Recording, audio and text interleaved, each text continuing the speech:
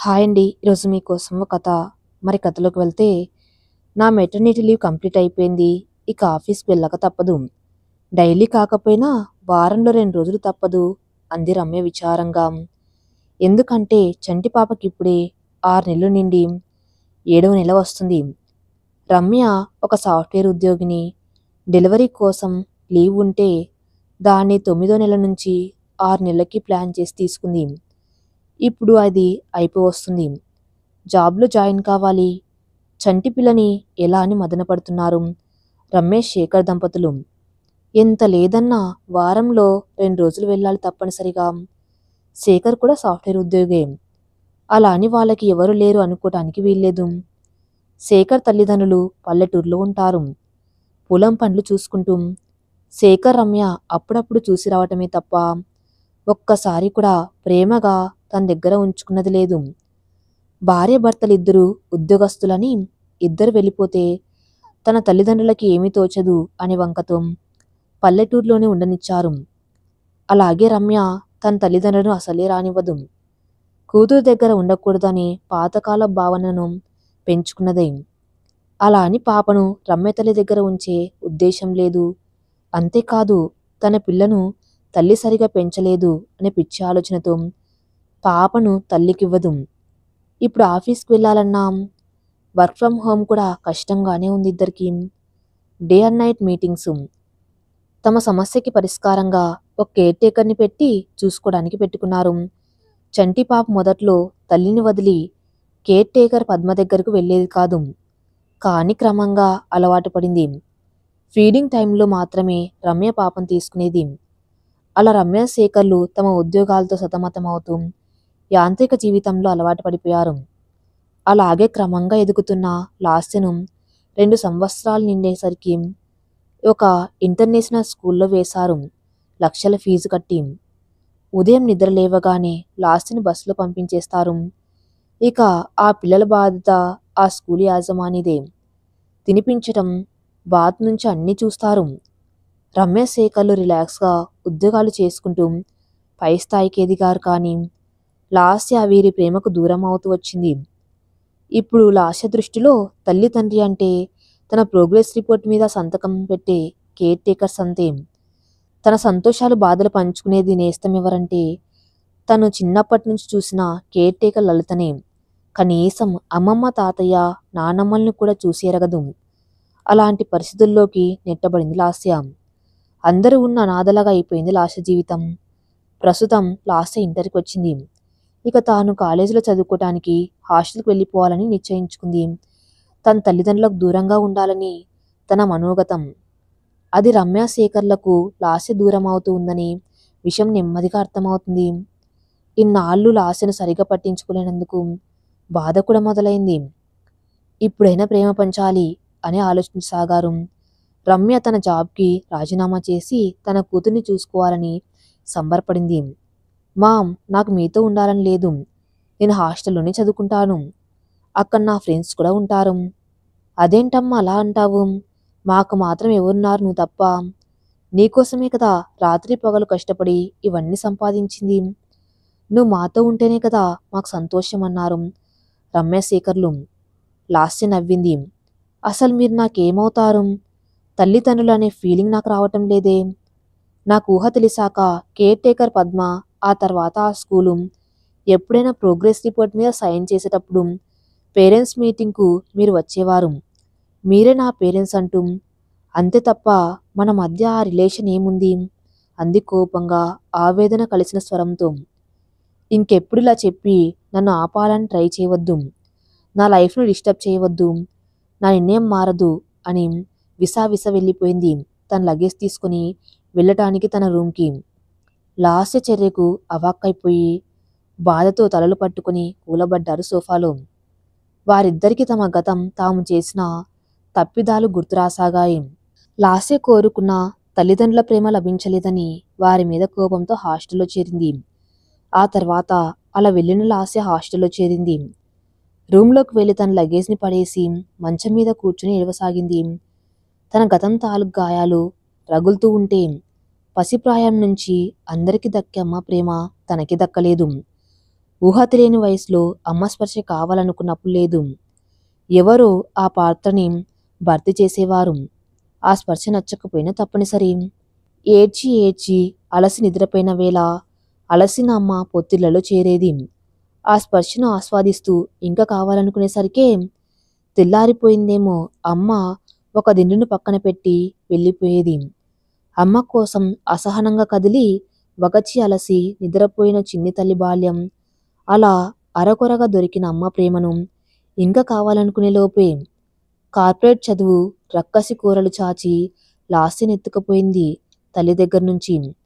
పై స్కూళ్లతో మొదలైన చిన్నారి లాస్య జీవితం అంచెలంచెలుగా అమ్మ నాన్నల ప్రేమను దూరం చేస్తూ వచ్చింది. స్కూలు వదలగానే అమ్మ ఓడి చేరాలి. ఆ రోజు జరిగిన సంగతులన్నీ అమ్మకి చెప్పాలి. తన చిట్టి చేతులతో అభినయించి ఆ తర్వాత నాన్న దగ్గర పడుకుని కథలు చెప్పించుకుంటూ నాన్న గుండెలపై నిద్రపోవాలనే చిన్న చిన్న ఆశలను చిదిమేసింది కార్పొరేట్ స్కూలు. పేరెంట్స్ మీటింగు, స్కూల్లో జరిగే ఏదైనా అకేషన్కి వచ్చేవారు లాస్య పేరెంట్స్. అక్కడ కూడా ఫోన్ మాట్లాడడం తనని పట్టించుకోకుండా. స్వతహాగా లాస్య మనసు సున్నితం, కాస్త ప్రేమగా నచ్చ చెప్తే అర్థం చేసుకోగలదు. కానీ ఆ ఓపిక రమ్యశేఖర్కి లేదు. ఫలితం ఇది. చిన్న వాటికే చలించిపోయేది. కానీ రాను రాను తల్లిదండ్రుల ప్రవర్తన వలన బంధాల మీద కోపం పెరిగిపోసాగింది. అది ఎందుకో తెలియదు కానీ జ్ఞానం వచ్చాక కూడా నాన్న ఎప్పుడు అమ్మమ్మ తాతయ్య నాని దగ్గరకు పంపించేవాడు కాదు. ఎప్పుడు చదువు చదువు అంతే. అందరి జీవితాల్లో తన జీవితం ఎందుకుండదో అర్థం కాదు. దాని ఫలితమే ఇలా హాస్టల్లో చేరటం. తన క్లాస్మేట్స్ ఫ్రెండ్స్ వారి పేరెంట్స్గా గ్రాండ్ పేరెంట్స్ గురించి చెబుతూ ఉంటే చాలా బాధగా ఉండేది. లాస్య ఇల్లు వదిలి వెళ్ళిన తర్వాత రమ్యశేఖర్లు చాలా బాధపడ్డారు. తమ తప్పిదాలు గుర్తురాసాగాయి. తాము ఎదగాలి, లాస్యకే లోటు రాకుండా చూడాలనుకున్నారు. కానీ అందించవలసినవి సంపదలు కాదు, తమ ప్రేమ అని అర్థమయ్యేసరికి పరిస్థితి ఇక్కడి వరకు వచ్చింది. రమ్య ఇప్పుడేం చేద్దాం? ఎంత నచ్చ చెప్పినా లాస్య వినడం లేదు అన్నాడు శేఖర్. ఈ సమస్యకు పరిష్కారం మన దగ్గర లేకపోవచ్చు కానీ వేరే రూపంలో ఉంది శేఖర్. ఇప్పుడు మనం చేసే తప్పులను కూడా సరిదిద్దుకునే అవకాశం కూడా ఉంది అంది రమ్య. ఏంటది రమ్య అడిగాడు శేఖర్. మనం ముందు మన పేరెంట్స్ దగ్గరికి వెళ్దాం. వారిని అలా వదిలేసినందుకు క్షమించమని అడుగుదాం. వారు క్షమిస్తే మన సమస్య సగం పరిష్కారమైనట్లే అంది రమ్య. మనల్ని క్షమిస్తారంటావా? పట్టించుకోవలసిన సమయంలో మన కెరీర్ కోసం దూరం పెట్టాము. ఇప్పుడు మనకు అవసరం వచ్చిందని వారి దగ్గరకు వెళ్ళటం ఎంతవరకు సమంజసం అన్నాడు శేఖర్. ఇలా ఆలోచించుకుంటూ ఉండటం సమయం వృధా. వెళ్దాం, వారిని క్షమాపణ కోరుదాం, మన బాధ వివరిద్దాం.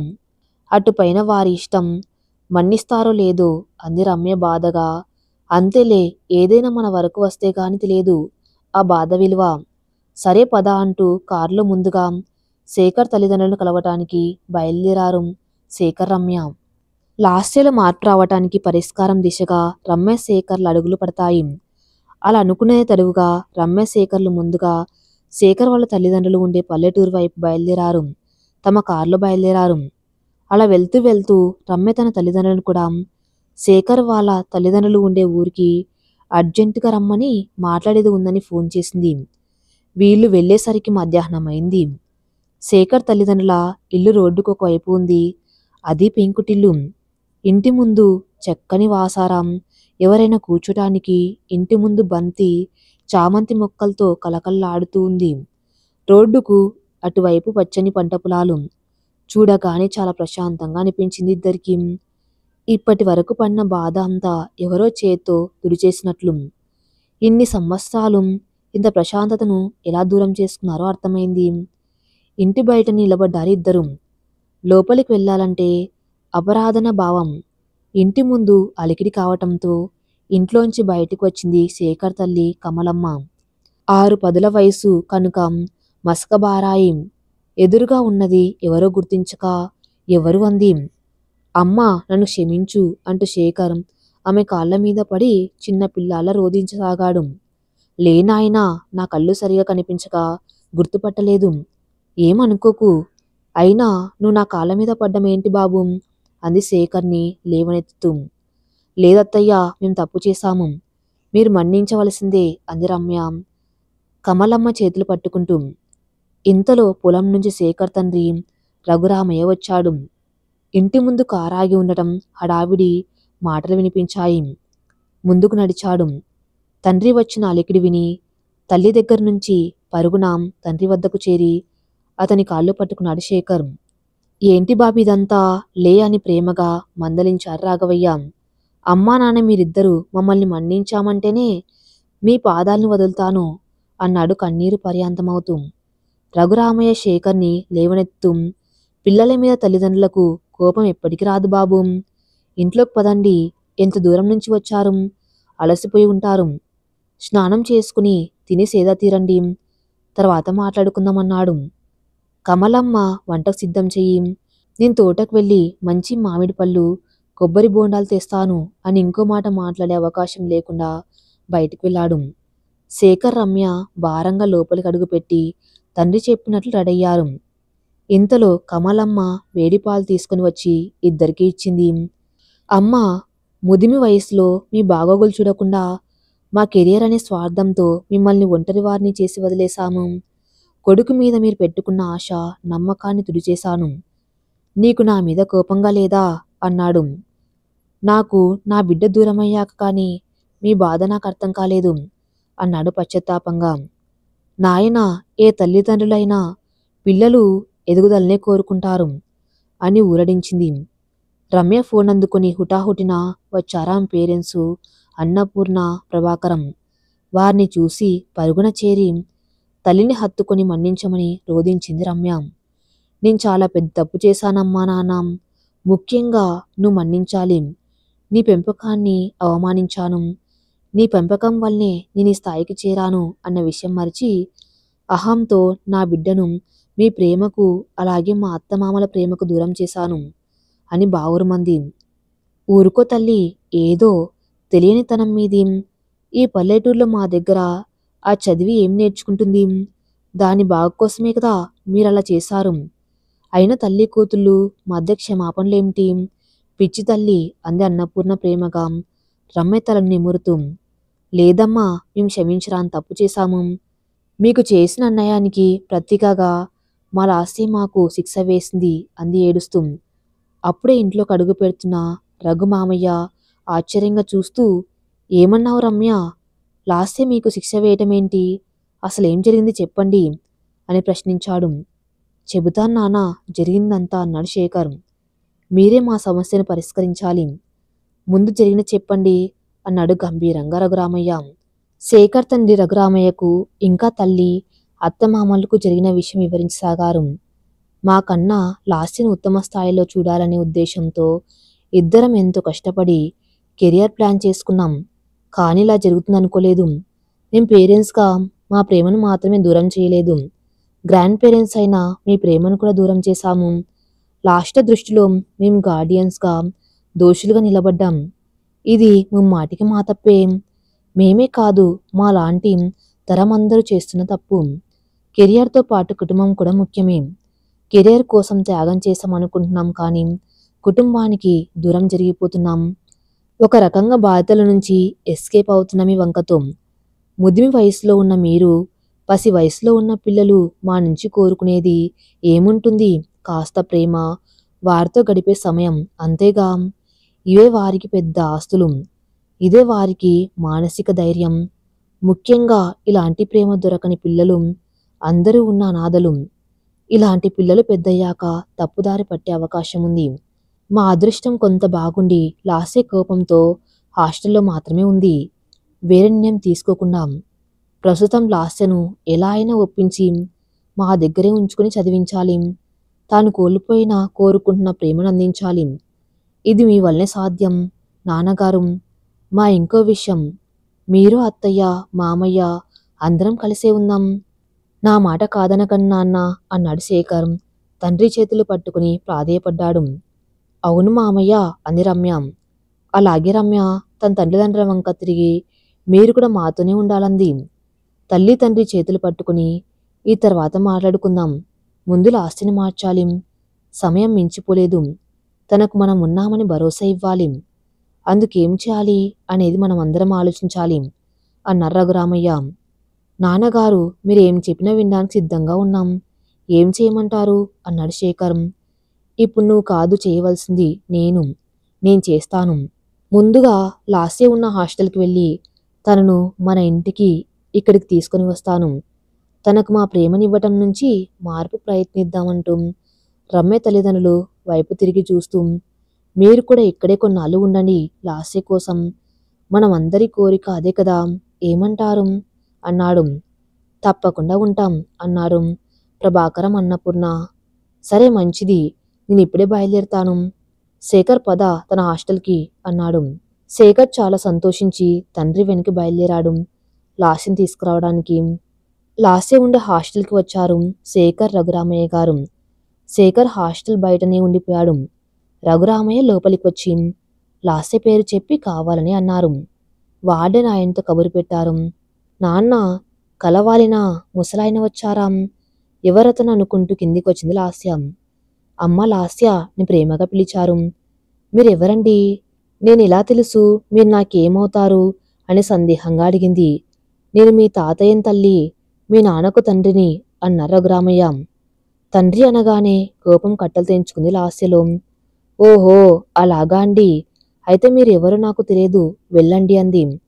తప్పమ్మా అనకూడదు, నేను మీ తాతయ్యను, నేను చూడాలని వచ్చాను అన్నాడు. ఓహో మీకిప్పుడు గుర్తుకు వచ్చానా? తాతయ్యనంటూ వస్తావా? ఇన్ని సంవత్సరాలు ఏమైపోయావు? నీకు మా నాన్నలాగే ప్రేమ లేదు.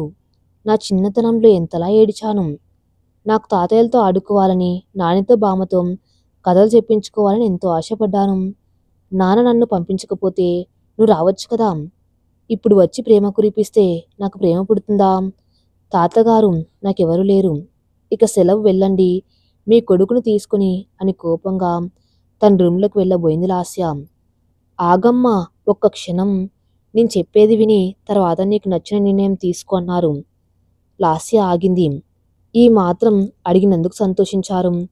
నిజమే, నువ్వు చెప్పింది, మీ నాన్న నీకు తగిన ప్రేమ అందించలేకపోయాడు, అది తన తప్పే. జీవితంలో కొన్ని కావాలంటే కొన్ని కోల్పోక తప్పదు తల్లి. కానీ ఎందుకు ఎవరి కోసం చేశాడు? నీకోసమే కదా.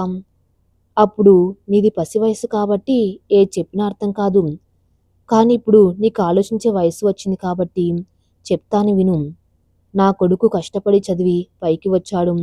అదే కష్టం తన కూతురు కష్టపడకూడదని రేయింబవళ్ళు నిద్ర కూడా మాని ప్రాజెక్టు వర్క్లు చేస్తూ కష్టపడి ఈ స్థాయికి వచ్చాడు. అలాగే మీ అమ్మ నిన్ను కన్నాక బాలింతగా తనకు కావలసిన విశ్రాంతిని, ఆరోగ్యాన్ని కూడా త్యాగం చేసి ఉద్యోగంలో జాయిన్ అయింది. ఇదంతా నీ మీద ప్రేమ లేకనే చేసిందా? తన కూతుర్ని ఉన్నత స్థాయిలో చదివించి అందరికీ అందనంత ఎత్తులో సింహాసనంలో కూర్చోబెట్టి మహారాణిలా చూసుకోవాలనుకుంది. కూతురు నోరు తెరిచి అడిగితే ఇవ్వలేని పరిస్థితి రాకూడదని కష్టపడ్డం వారి తప్పే. నీకింకో సంగతి తెలుసా? నువ్వు పుట్టిన తర్వాత ఇంకా పిల్లలు వద్దు, ఆడైనా మగైనా నువ్వే చాలనుకొని నీ మీద ప్రేమను మనసులో పెంచుకుని నీ కెరియర్కి అప్పటినుంచే ప్లాన్ చేసుకున్నారు. అందువలన నీతో గడిపే సమయం ఇవ్వలేకపోయారు. అంతే తప్ప నీ మీద ప్రేమ లేక కాదు. అంతెందుకు, నీవి రోజు కూడా ఇంత ఖరీదైన హాస్టల్లో ఇంత దర్జాగా ఉండేదానివా? ఇప్పటి వరకు నువ్వు అనుభవిస్తున్న లగ్జరీ లైఫ్ మీ అమ్మ నాన్నల కష్టార్జితం కదా. నువ్వు కోపంగా బయటికి వచ్చేసావు. ఎవరి ధనంతో ఇక్కడ ఉన్నావు? నువ్వు కష్టార్జితం చేసి సంపాదించలేదు, నీ స్నేహితులు ఇవ్వలేదు, కేవలం నీ పేరెంట్స్ చూశారు. చాలామంది పిల్లలు ఇలానే ఆలోచిస్తారు. తమ తల్లిదండ్రులు ప్రేమ చూపించలేదని ఆ కారణంగా కోపం పెంచుకుంటారు. ఒకటి గుర్తుపెట్టుకో, తల్లిదండ్రుల ప్రేమ కంటికి కనిపించదు. అది వారు ఇలా మీ వెన్నంటి మీ బాగోగులు చూసుకోవటంలో ఉంటుంది. ఇది ఎప్పుడు అర్థం చేసుకుంటారు? కాకపోతే ఎంత సంపాదించినా పోసి వయసులో నీతో గడపలేకపోవటం వారి తప్పే. దానికి ఇంతలా శిక్షించాలా తల్లి? ఇక నా విషయం చెప్తాను విను. నిన్ను చూడ్డానికి రాకపోవటం, నిన్ను మా ఊరికి తీసుకుని వెళ్ళలేకపోవటం తప్పే. కానీ దానికి కారణం ఉంది. నేను ఉండేది పల్లెటూరులో, ఏ వైద్య సదుపాయం లేదు. నీకేదైనా సుస్థి చేస్తే సరైన వైద్యం చేయించలేము. కొడుకుని తక్కువ చేసుకోలేదు. ఇక మీ నాన్న తనతో ఉండమన్నాడు. కాని నాకు మా పల్లెటూరు, మన పొలాలు వదిలి రాలేను. అలా అని మీ నాన్నను ఇక్కడే ఉంచి తన కెరియర్ని పాడు చేయలేను. నా కొడుకు నీ కోసం ఎంతలా ఆలోచించాడు. నేను నా కొడుకు కోడలు కోసం ఆలోచించాలి కదా. అలా నీకు దూరంగా మేము ఉండిపోయాము. నువ్వు మా దగ్గరే ఉండిపోతానని మారం చేస్తే నీ కెరియర్లో ఎదుగుదల ఉండదని భయపడ్డాడు మీ నాన్న. అందుకే వాడు పంపలేదు. మేం గట్టిగా ప్రయత్నించలేదు. ఇది జరిగింది. ఇక ఇప్పుడు నిన్ను మా పల్లెటూరు తీసుకుని వెళ్ళి అక్కడ నీవు కోల్పోయిన బాల్యాన్ని తిరిగి ఇవ్వలేకపోయినా కనీసం ప్రేమను, ఆ అనుభూతిని ఇవ్వాలనుకున్నాను. అక్కడ నేను మీ నానితో పాటు అమ్మమ్మ తాతయ్య కూడా ఉన్నారు. ఈ కాలేజ్ ఓపెన్ అవ్వటానికి ఇంకా 2 నెలలు సమయం ఉంది. అంతవరకు అక్కడే ఉండు. పోనీ పేయింగ్ గెస్ట్లారా, నచ్చితే మాతో ఎప్పటి కలిసి ఉందువు, లేకపోతే లేదు. నిర్ణయం నీదే తల్లి. నీకోసం బయట కారు దగ్గర నేను మీ నాన్న ఎదురు చూస్తూ ఉంటాము. ఈ తాతయ్యను అర్థం చేసుకున్న దానివైతే తప్పక వస్తావు అని చెప్పి లాస్య సమాధానం కోసం చూడకుండా బయటికి నడిచాడు రఘురామయ్య. లాస్య స్థానువైపోయింది. రఘురామయ్య చెప్పవలసినంత చెప్పి బయటికి వచ్చి కారులో కూర్చున్నారు. నాన్న, లాస్య వస్తుందా అని అడిగాడు శేఖర్. నేను చూసినంత వరకు లాస్య మరీ మొండిది కాదు. కొంచెం సున్నితమైన మనస్తత్వమే. తనని సరిగా అర్థం చేసుకోలేదు, ప్రేమగా మాట్లాడలేదు అనే కోపం తప్ప మరేమీ లేదు. ఇకనైనా మనం అది అర్థం చేసుకుంటే ఇక లాస్య మనని విడిచి వెళ్ళదు. నా అంచనా నిజమైతే లాస్య మనతో వస్తుంది. కాస్త సమయం పడుతుందంతే. ఎదురు చూద్దాం ఇక్కడే అన్నారు గంభీరంగా. లోపలికి వెళ్ళిన లాస్య ఇదివరకున్నంత కోపంగా లేదు. కూర్చుని ఆలోచిస్తుంది. ఇంతలో తమ రూమ్మేట్స్ ఫ్రెండ్స్ అయిన రాజీ, సునీత ఏమైంది, ఎవరు వచ్చారు అని అడిగారు. వచ్చింది తన తాతయ్య అని జరిగిందంతా చెప్పింది లాస్య. తన గతం ఇదివరకే తెలిసి ఉండటంతో వాళ్ళు సానుకూలంగా స్పందించారు. లాస్యకి నచ్చెప్పారు. ఇప్పటికైనా నీకు అందవలసిన ప్రేమను దూరం చేసుకోవద్దు. నీకందరూ ఉన్నారనే భావన నీకెంత బలాన్ని ఇస్తుందో ఒకసారి వెళ్ళి చూడు. జీవితంలో ఏదైనా సర్దిద్దుకునే అవకాశం ఒక్కసారి వస్తుంది. దాన్ని దూరం చేసుకుంటే నువ్వు కోరుకునేటప్పుడు దొరకదు. కాబట్టి లాస్య, ఎక్కువగా ఆలోచించి మనసును పాడు చేసుకోకు, వెళ్ళు. నువ్వు మరలా ఇక్కడికి వచ్చే పరిస్థితి రాకూడదు అని నచ్చెప్పసాగారు. లాస్యకి వారి మాటలు కూడా నిజమే అనిపించాయి. తాతయ్య చెప్పింది ఒక్కసారి కాదు, మరలా మరలా ఆలోచించింది. చివరికి కొన్ని రోజులు తాతయ్య ఇంటికి వెళ్ళడానికి సిద్ధపడింది. వెంటనే తన లగేజ్ సర్దుకుని బయటనే ఎదురు చూస్తున్న తాతయ్య తండ్రి దగ్గరికి వచ్చి నిలబడింది. అలా వచ్చిన లాస్యని చూసి చాలా సంతోషించారు తండ్రి కొడుకులు. చాలా సంతోషం, పదమ్మా అన్నారు రఘురామయ్య. నిశ్శబ్దంగా కార్ డోర్ తెరిచి వెళ్ళి కూర్చుంది. శేఖర్ బాధపడినాం. కూతురు తమతో ఇంటికి వస్తుంది కదా అని సంతోషంతో కారును తొందరగా తన తండ్రి ఇంటికి పోనిచ్చాడు. అప్పటికే భార్య రమ్మకి వస్తున్నట్లు ఫోన్ చేసి చెప్పాడు. ఇంటికి వెళ్లే దారి అంతా పచ్చని పంట పొలాలు, ఒక పక్కన చిన్నపిల్ల కాలువ మరో పక్క. చూడ మనోహరంగా ఉన్న ఆ పల్లెటూరి అందాలను ఆశ్చర్యంగా చూస్తుంది కారు విండో ఓపెన్ చేసి లాస్య. తాను పెరిగిందంతా కాంక్రీట్ జంగిల్ లాంటి ఇల్లు, హాస్టల్ అంతే. ఇంటికి చేరేసరికి సాయంత్రం అయ్యింది. ఇంటి లోపలికి అడుగు పెట్టబోతుంటే కమలమ్మ ఎదురు వచ్చి దిష్టి తీసి లోపలికి రమ్మంది. లాస్యను చూసిన ఆనందంలో ఎదురుగా వెళ్ళి కూతుర్ని పట్టుకుపోయింది. తాతయ్య, నా రూమ్ చూపిస్తారా? వెళ్ళాలి అంది కోపంగా. రమ్యనే కాదు, ఎవరితోనూ మాట్లాడడానికి ఇష్టపడలేదు. రఘురామయ్య సరే రామ్మా అంటూ లోపలికి తీసుకువెళ్ళి తన కోసం ముందుగానే ఏర్పాటు చేసిన రూమ్ చూపించారు. లాస్య ఫ్రెష్ అప్ అవ్వడానికి వెళ్ళిపోయింది. తర్వాత అందరితో రఘురామయ్య ఇలా అన్నాడు. ఇప్పుడే కదా వచ్చింది, ఇంకా కోపం తగ్గలేదు. మనం అందరం అది అర్థం చేసుకోవాలి. నెమ్మదిగా మారుతుంది. తన ప్రవర్తనకి ఎవరు బాధపడవద్దు. ముఖ్యంగా రమ్య. నువ్వు తాను ఏమన్నా కాస్త ఓపికగా ఉండాలి. సరే మామయ్య అంది రమ్య. అలా ఇంటికి వచ్చిన లాస్య తనకి ఇచ్చిన రూమ్లో ఫ్రెష్ అయి కూర్చుంది. చాలా ఆకలిగా ఉంది. కాని బయటికి వచ్చి ఎవరిని అడగాలి అనిపించలేదు. కోపం, అహం అడ్డు వచ్చాయి. అలా ఒక పావుగంట వేచి చూసింది. విధి లేక కిచెన్లోకి వెళ్ళి ఏదైనా అడగాలనుకుని రూమ్ బయటికి వస్తూ ఉండగా అప్పుడే తనకు టిఫిన్ తీసుకుని వస్తూ ఉంది రమ్య. ఇద్దరు గుమ్మం దగ్గర ఒకరికి ఒకరు ఎదురయ్యారు. తల్లిని చూసి లాస్య కోపంగా, నాకు ఆకలిగా లేదు, తీసుకుని వెళ్ళు, నువ్వు తెస్తే అసలు తినను అంటూ రమ్య ముఖం మీదనే తన డోర్ని వేసుకుంది లాస్య. రమ్య కలలో నీళ్లు తిరిగాయి. తనని అలా అన్నందుకే కాకుండా కూతురు తినకుండా అలా పస్తులు ఉన్నందుకు. కాని చేసేదేమీ లేక తిరిగి కిచెన్లోకి వచ్చింది. విషయం తెలుసుకున్న కమలమ్మ, నేను ప్రయత్నిస్తాను అంటూ టిఫిన్ తీసుకుని లాస్య దగ్గరికి వెళ్ళింది. తలుపు తట్టింది. మళ్ళీ ఎందుకు వచ్చావు? చెప్పాను కదా తినను అంటూ కోపంగా తలుపు తీసింది. ఎదురుగా నానిని చూసి కొంచెం తడబడింది. లాస్యకి ఎక్కువ కోపం తన పేరెంట్స్ మీదనే కాబట్టి ఆమె నాని పక్కకు తొలగి రూంలోకి వచ్చింది. కమలమ్మ ప్రేమగా లాస్య వంక చూస్తూ, పూరి చేశాను, ఇది నీకు ఇష్టమో లేదో తెలియదు తల్లి, నీకేది ఇష్టమో చెప్తే అదే చేసి పెడతాను అంది. తన తల్లి నుండి ఆశించింది ఇదే కాని ఆ వయసులో అంతలా కష్టపడి చేసిన దానికి మురిసిపోయింది లాస్య. పర్వాలేదు నాని, నువ్వేం చేసినా తింటాను అంది. కమలమ్మ సంతోషించింది.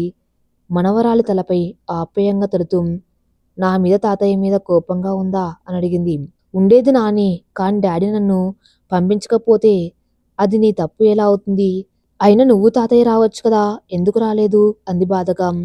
అది ఏంటంటే అనే లోపు నేను చెబుతాను అంటూ ఇంటి లోపలికి వచ్చారు రఘురామయ్య. టిఫిన్ తిన్నావా తల్లి అని అడిగాడు. ఆ తిన్నాను తాతయ్య అంది లాస్య. అయితే నాతో రా, అలా పొలానికి వెళ్తూ మాట్లాడుకుందాం. బావగారు మీరు రండి అని ప్రభాకర్ని కూడా పిలిచారు. సరే అని ఇద్దరు రఘురామయ్యని అనుసరించారు. వారి పొలం వరి పంట ఏపుగా ఎదిగి కంకులతో నిండుగా కలకల్లాడుతుంది. ఆ కంకులను తినడానికి అప్పుడప్పుడు వస్తున్న పిచ్చుకలు, పొలంలో బురదలో ఉన్న చిన్న పురుగులు తినడానికి వచ్చిన తెల్ల కొంగలు అక్కడక్కడ, పొలానికి ఇరువైపుల గట్టు పక్కన చిన్న పిల్ల కాలువ, పాటలు పాడుతూ పొలంలో కలుపు ఏరుతున్న పనివాళ్ళు, వీళ్ళ పొలానికి చుట్టుపక్కన ఇతర పొలాల్లో దొండ బీర అనపకాయ పాదులతో నిండి ఉంది. ఇవన్నీ చూస్తుంటే మనసుకి ఎంతో ఆహ్లాదంగా ఆనందంగా అనిపించింది లాస్యకి. అలా నడుచుకుంటూ వెళ్ళి కొద్ది దూరంలో ఉన్న తన పొలం చూస్తూ ఉండటానికి వేసుకున్నాం వెదురు కర్రలతో తాటి ఆకులతో చేసిన చిన్న పాకలాంటి ఇంట్లోకి తీసుకుని వెళ్లారు. అక్కడ కూర్చోటానికి వెదురు కర్రలతో చేసిన కుర్చీలు బల్ల వంటివి ఉన్నాయి. అక్కడ ముగ్గురు కూర్చున్నారు. ఇంతలో వీళ్ళు పనివాడు రంగడు తోటలో కాసిన కొబ్బరి బోండాలను తీసుకుని వచ్చి, తాగండి అమ్మాయి గారు, చాలా తీయగా ఉంటాయి, మన తోటలేటివి అనిచ్చాడు. నిజంగానే తీయగా ఉన్నాయనుకుంది మనసులో. సరే ఇప్పుడు చెప్తున్నాను విను అంటూ చెప్పడం మొదలుపెట్టాడు. మాది వ్యవసాయ కుటుంబం. మా నాన్నగారు వారసత్వంగా ఉన్న ఈ పొలాలను తోటలను చూసుకోవడం నా బాధ్యత. అంతేకాదు నా చిన్నతనం నుండి పొలాల్లోనే ఎక్కువ గడిపేవాణ్ణి. చదువు పెద్దగా ఎక్కలేదు, వ్యవసాయమే నచ్చింది. మా నాన్న చెప్పేవారు ఒక మాట, రాముడు వ్యవసాయం అంటేనే ఒక సాయం రా, అంటే నీ చేతితో పంట పండించి నలుగురికి ఆకలి తీర్చే సహాయం చేస్తున్నట్లే రా. నువ్వు పండించేది పంట మాత్రమే కాదు, ఇంకో నలుగురికి ఉపాధి కూడా. దీన్ని ఎప్పటికీ వదులుకోకు. వ్యవసాయం పాడి పంటలు తల్లి వంటదిరా అని చెప్పేవారు.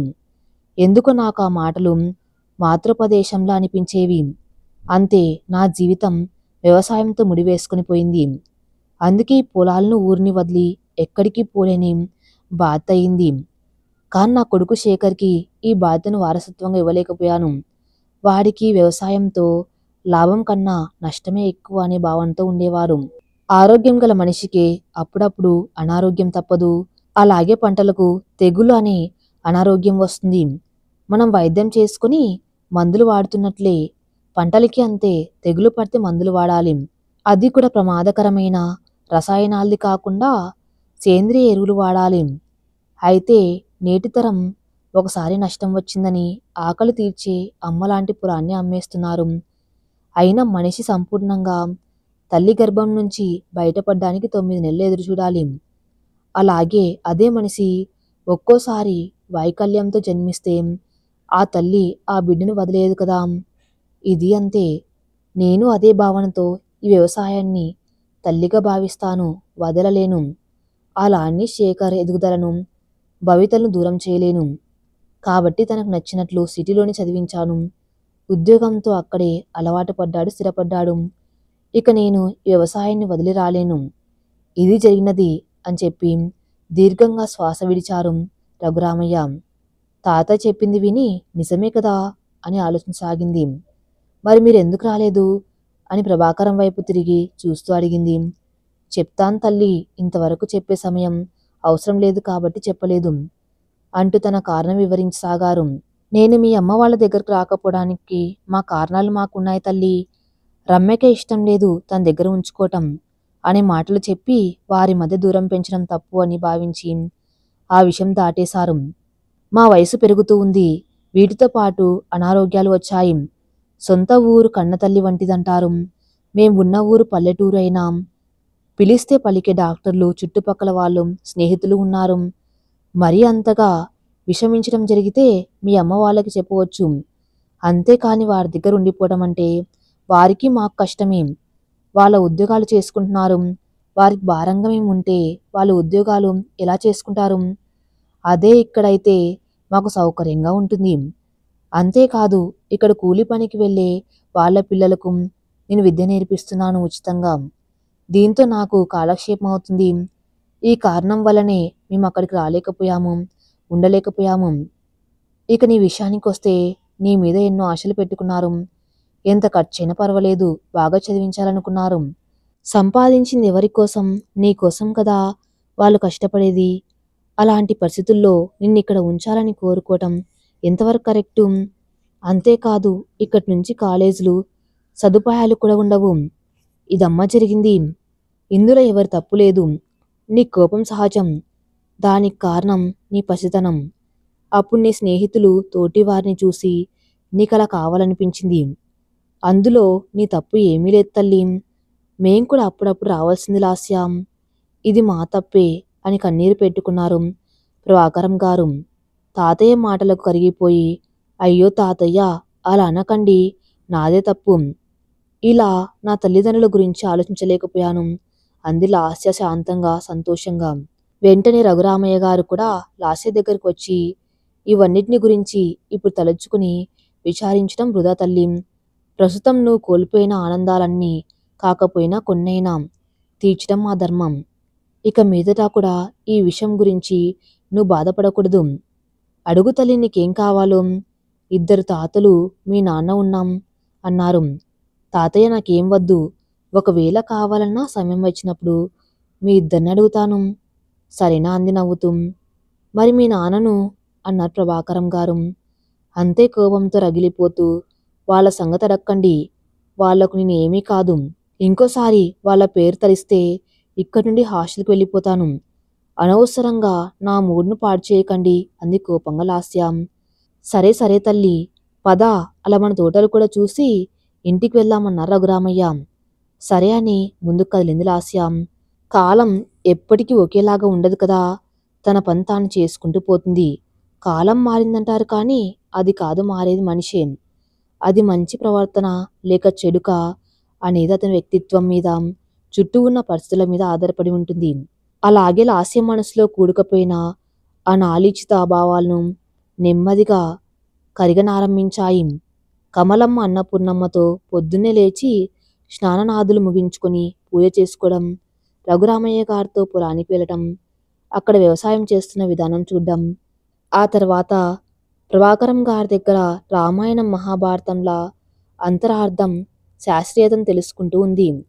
సాయంత్రం వేళల్లో ఆరుబయట మంచం మీద పడుకుని అమ్మమ్మ, నాని చెప్పే నీతి కథలు వింటూ ఉండటం తన దినచర్య అయిపోయింది. ఇక రమ్య కూడా వీలైనంత ఎక్కువగా లాస్య మనసులో స్థానం పొందటానికి వీలైనంత ప్రయత్నం చేస్తుంది. తనకిష్టమైన వంటకాలు అన్నీ రమ్య స్వయంగా చేస్తుంది. లాస్య తనని ఇంకా క్షమించడానికి ఇష్టపడడం లేదు. అయినా రమ్య తన ప్రేమను వీలైన విధాలుగా అర్థం చేసుకునేలా చూడ్డానికి చూపిస్తూనే ఉంది. ఏ ఒక్కసారైనా అవకాశమైనా రాకపోతుందా అని ఎదురు చూస్తూ ఉంది. కమలమ్మ, అన్నపూర్ణమ్మ కూడా లాస్యను రమ్యకు దగ్గర చేయాలని పరిపరి విధాల పరితపిస్తూ ఉన్నారు. చెప్పానుగా, కాలం ఎప్పుడూ ఒకేలా ఉండదని. మనిషికి మారటానికి కూడా బలమైన కారణాన్ని లేదా అవకాశాన్ని ఇస్తుందని. లాస్య విషయంలో అదే జరిగింది. ఆ రోజు కూడా ప్రతిరోజులా తొందరగా నిద్రలేచి తొందరగా రెడీ తాతయ్యతో పొలంకి వెళ్దాం అనుకుని లేచింది. కానీ ఎందుకో తలంత భారంగా, బాడీ అంత నొప్పిగా అనిపించింది. ఇక నీరసంగా కూడా అనిపించింది. అయినా లెక్క చేయక లేచి నిలవడానికి ప్రయత్నించి నిలబడ్డ పాలంగా కళ్ళు తిరిగి పడిపోయింది. అటుగా వెళ్తున్న రమ్య కూతురు అలా పడిపోవటం చూసి కంగారుపడి గబగబా లాస్యం లేపి మంచం పైన పడుకోబెట్టింది. చూస్తే ఒళ్ళు కాలిపోతూ ఉంది. హై టెంపరేచర్లా ఉంది. ఎందుకిలా అయిందో అని ఒకటే కంగారు పడుతూ ఏడుస్తూ శేఖర్ని అత్తమామలను తల్లిదండ్రులను పిలిచింది లాస్య రూంలోకి. అందరూ ఆందోళనగా వచ్చారు. రఘురామయ్య గారు మనవరాలు చెయ్యి పట్టుకొని చూసి, ఇది వైరల్ ఫీవర్లా ఉంది, ముందు హాస్పిటల్కి తీసుకుని వెళ్ళాలి, పద అంటూ శేఖర్ని తొందర పెట్టాడు. సరే నాన్నగారు అంటూ పరుగు పరుగున కారు తీశాడు. రమ్య మగతగా ఉన్న లాస్యను జాగ్రత్తగా పసిపిల్లని పట్టుకున్నట్లు పట్టుకుని రూంలోకి తీసుకుని వెళ్ళింది. తను కూడా అత్తయ్య, మామయ్య, అమ్మ, నాన్న కూడా వచ్చారు వేరే కారులో. అప్పటికే వీళ్ళ ఊరికి దగ్గరలో ఉన్న పట్టణంలో ఉన్న ఆసుపత్రి గురించి ముందుగానే ఫోన్లో తెలుసుకుని అడ్మిట్కు సంబంధించిన అరేంజ్మెంట్ చేయించారు. శేఖర్ ఆసుపత్రికి చేరుకోగానే లాస్యను స్ట్రెక్చర్ పైన తీసుకుని వెళ్లారు. డాక్టర్ వచ్చి లాస్యను పరీక్ష చేసి మానసికంగా ఎక్కువ స్ట్రెస్ అయ్యి ఇలా జరిగింది, మానసికంగా దేని గురించి బాధపడుతుందనుకుంటాను, దీనివల్ల ఇలా కళ్ళు తిరిగి పడిపోవటం, ఒక్కసారి టెంపరేచర్ కూడా వస్తుంది, ఇంకా ఇది ఎక్కువ అయితే ఫిట్స్ కూడా రావచ్చు, మేము ట్రీట్మెంట్ చేస్తాం నయమవుతుంది, కానీ అనుక్షణం ఆమెను కనిపెట్టుకుని చూడాలి ఎవరు ఒకరు, హాస్పిటల్లో కొన్ని రోజులు ఉండవలసి వస్తుంది అన్నాడు. డాక్టర్ని ఉంటాను, నా పాప కోసం, తనకన్నా నాకు ఏది ఎక్కువ కాదు అంది రమ్య ఏడుస్తూ. నేను ఉంటాను అన్నాడు శేఖర్ బాధగా. కాని మీ ఇద్దరిని చూస్తే లాస్య కోపం ఇంకా పెరుగుతుందేమో కదా అంది అన్నపూర్ణ. పర్వాలేదు, వాళ్ళని ఉండనియండి, ముఖ్యంగా రమ్య, అంత నీ చేతుల్లోనే ఉంది, ఇప్పుడు సరైన సమయం, తను మిమ్మల్ని అర్థం చేసుకోవటానికి అన్నారు రఘురామయ్య. సరే మామయ్య, నా ప్రయత్నం చేస్తాను అంటూ కళ్ళు తుడుచుకుంది. అలా రమ్య, శేఖర్లు మాత్రమే హాస్పిటల్లో ఉన్నారు. మిగతా వారందరూ వెళ్ళిపోయారు.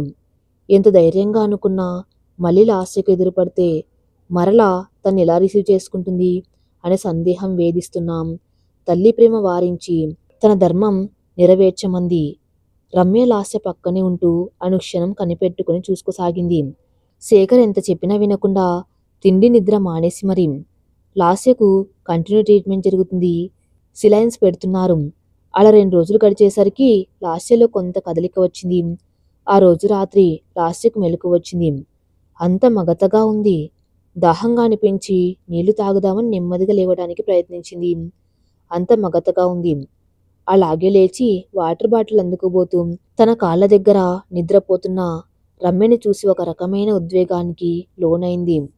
అర్ధరాత్రి దాహం వేసి నీళ్ల కోసం లేవడానికి ప్రయత్నిస్తున్న లాస్యను తన బెడ్ పైన కాళ్ళ దగ్గర ఒకరిని చూసి ఉద్వేగానికి లోనైంది. తను చూసింది తన తల్లి రమ్యనేనా అని సరిగా చూద్దామనుకునే లోపు మగతగా అనిపించి నిద్రలోకి జారుకుంది.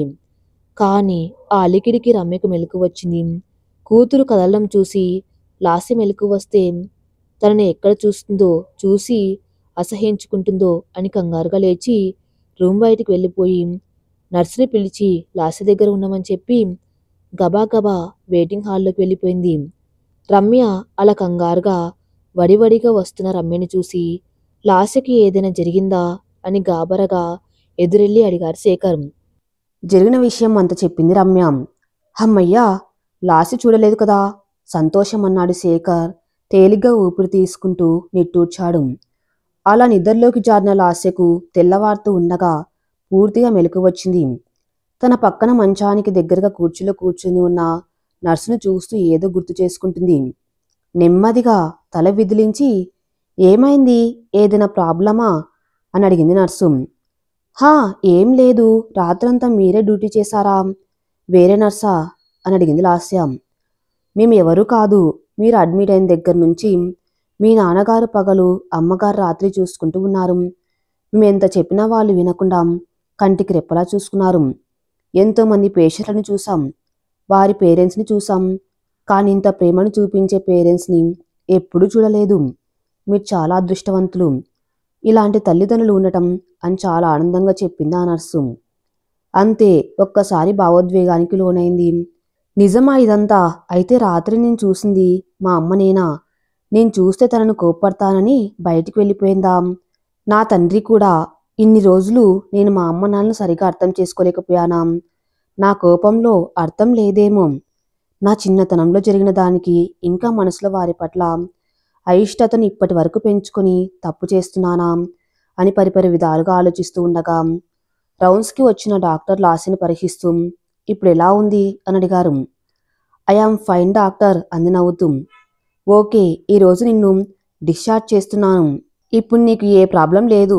అంతా చెక్ చేశాను. పర్ఫెక్ట్లీ ఆల్ రైట్ అన్నాడు డాక్టర్ నవ్వుతూ.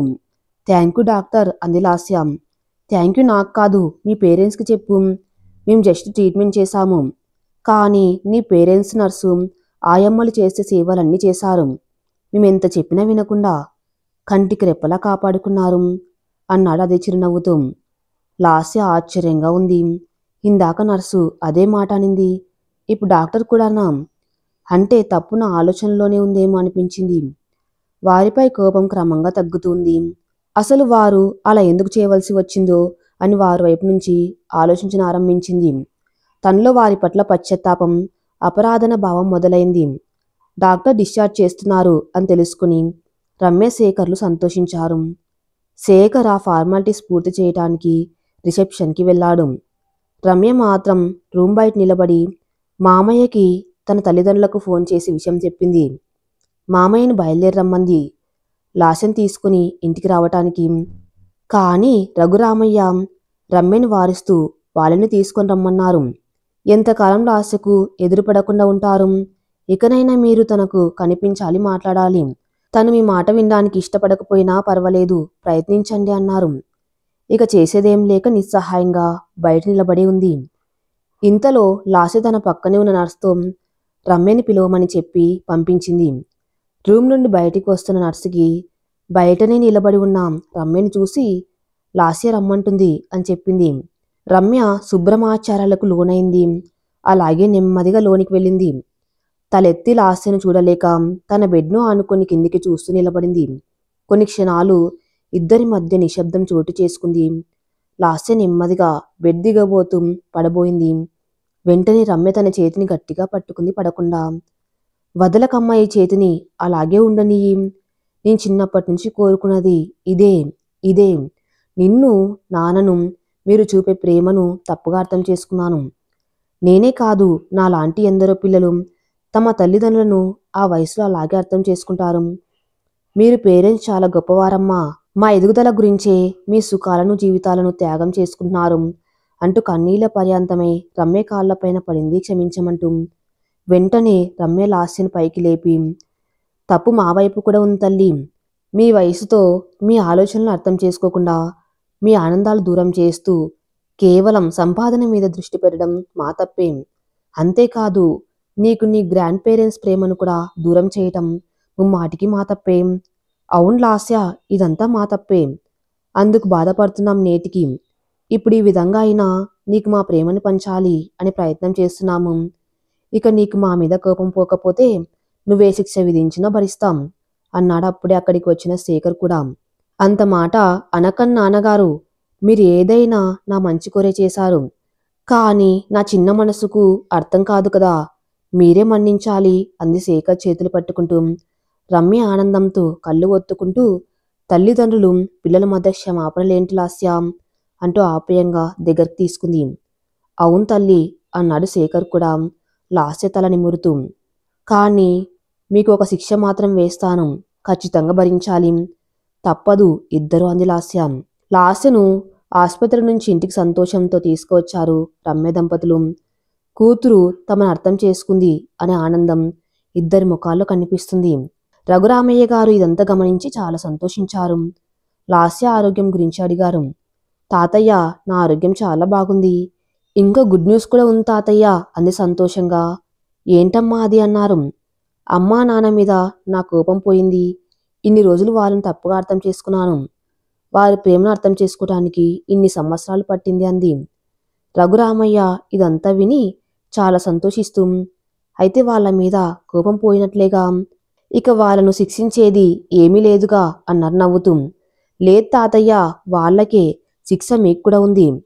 శిక్ష మాకా అన్నారు ఆశ్చర్యంగా రఘురామయ్య. అవును తాతయ్య, మీ అందరికీ ఈ పనిష్మెంట్ అంది నవ్వుతూ. ఏంటది అడిగారు అర్థం కాక. చెప్తాను తాతయ్య, ముందుగా అమ్మా నాన్న మీకు మీ ఇద్దరు ఏం చేస్తారో తెలియదు. ఇక నుంచి ఇక్కడే ఉండాలి తాతయ్య నాన్నలతో కలిసి. రమ్య శేఖర్లు చాలా ఆనందించారా మాటకు. సరే తల్లి, నీ కోరిక తప్పక తీరుస్తాము.